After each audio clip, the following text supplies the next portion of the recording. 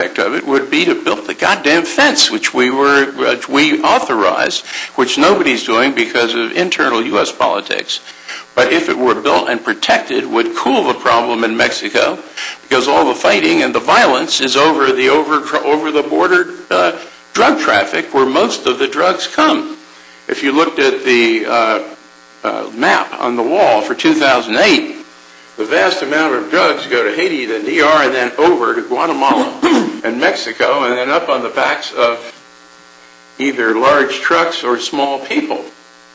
If we were to build that wall, the huge growing tragedy and potential, I won't say loss of Mexico, because it's not ours to lose, but the potential destruction of Mexico would be averted.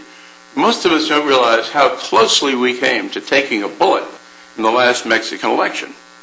If that election had been lost by the president incumbent, we don't even want to think about what we'd be looking at today. And it was much closer than most of us would like to think. One other factor that I want to add in before I hit some controversial proposals, and that is politics.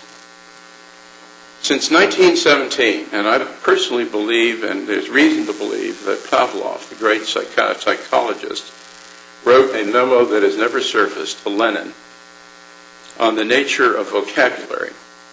The Marxists stole our political vocabulary. And to this date, we flounder on political vocabulary. Even in our own politics, in the world's politics, the names, the designations mean nothing. This has put us at a tremendous disadvantage because we, in a system that is stable and an institutional democracy, need to have and be able to label the nuances of our political thinking, and we're really unable to do so. But where this really comes home to roost, and where we have really, I believe, stepped in buckets continuously, is on the term democracy. Chavez gets away with murder, as have somebody who went through the dolorous list of people who come to power democratically, and then have certainly forgotten that that was ever a concept. Democracy is not an election. I've served as an election observer in 5 or 6 elections worldwide, in 4 in Latin America, and I can assure you that an election is nothing but a fragile symbol, one of many, of a democratic situation. Chavez floats amongst many of our people who don't wish to confront the problems in Latin America because they're messy and we don't have clear answers to them, on the notion that he is democratic because he had a democratic election, maybe 2, and that the fact that we know that he's stolen or interfered or grossly intervened in 2 more has escaped people's attention. Also escaping his attention is the fact that he's abolished the branches of his government. He's totally corrupted the private sector and the services side of his country, and has in effect turned the security part of his country over to one of the great pariah states of the world, Cuba. Yet, if we want to provoke thought on Venezuela, we are conveniently sidetracked by the fact that this is a country that still somehow wears a fig leaf of democracy. And this, I think, is due to the paralysis of our political vocabulary and the conceptual losses that come with that. This may be a good topic for a different conference, but sure as hell is worth pursuing. Well, looking at all of these items as they come together, if Venezuela is going to be less than supported by its oil revenues, and if Venezuela's masters, so to speak, under Chavez, are increasingly supporting themselves by narcotics, we're going to see, in effect, the point of that lance coming at us, and incidentally the Europeans, but I won't go there because I frankly think that, well, I won't go into that. All right,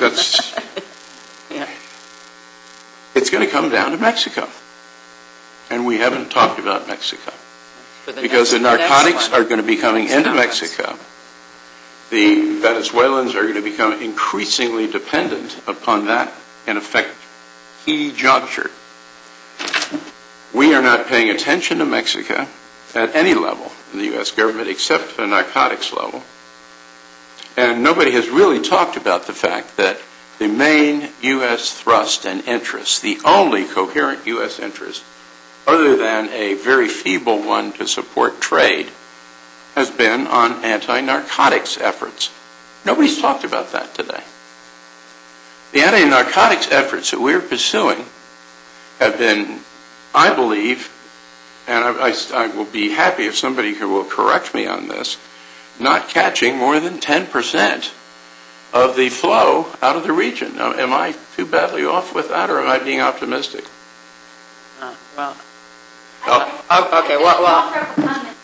Okay, Kurt, why don't you finish? Well, let me finish it up quickly. Okay. I believe our narcotics policy is a dismal failure. And I'm not saying that we should go the route of my libertarian friends and legalize, although in the case of marijuana I could make an argument for it. But the tremendous example that we're ignoring was what we did in Turkey in the 1970s. There, the Turkish government was facing a mortal crisis from the production of opium and the sale of opium being, in effect, used to undermine its economy. We cooperated with them in buying up the whole damned opium crop and finding good uses for it. Someone else can tell you how, but why would this not work with cocaine? Coca, not cocaine. No less a person than Evo Morales provided a list to the U.S. government, which I've read and which was amusing reading, with 39 non-narcotic uses of coca, starting with coca tea, which, by the way, is damn good. And those of us who live in high altitude should have it. And that list is, by the way, out on the net. It's really worth looking at. I would make as a modest proposal that we look at buying the damn coca crop in these countries, and we would save huge amounts of money. We would discomfort our enemies. We would not, in effect, make enemies out of farmers who are trying to make a living on coca crops. And we would not disrupt the governments in many cases where we're trying to do it. And it would have a very, very salubrious effect from our point of view on what's going on in Venezuela and in the other ugly elements of the hemisphere, if not the world, because we're looking at this narcotics problem in a lot of other places. So basically, the United States policy presently is disengaged, but it should have the following components, which have been mentioned by other speakers and myself.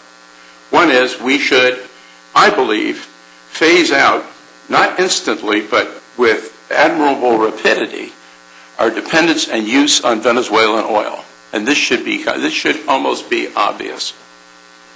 Our previous speaker spoke disparagingly of the oil reserve. Well, what the hell? It could be very useful to us in putting down an enemy who sustains Cuba, Bolivia, and all basically of the states in Latin America that have professed themselves to be our own enemies. They all depend upon the tottering finances of Chavez. And if we could undercut Chavez without taking ourselves down, why the hell not? Number two, narcotics policy. Huge amounts of money, huge amounts of ill will, bad policy, ridiculous aid programs could all be, in effect, reversed by the simple process of buying the cocoa leaves, as we bought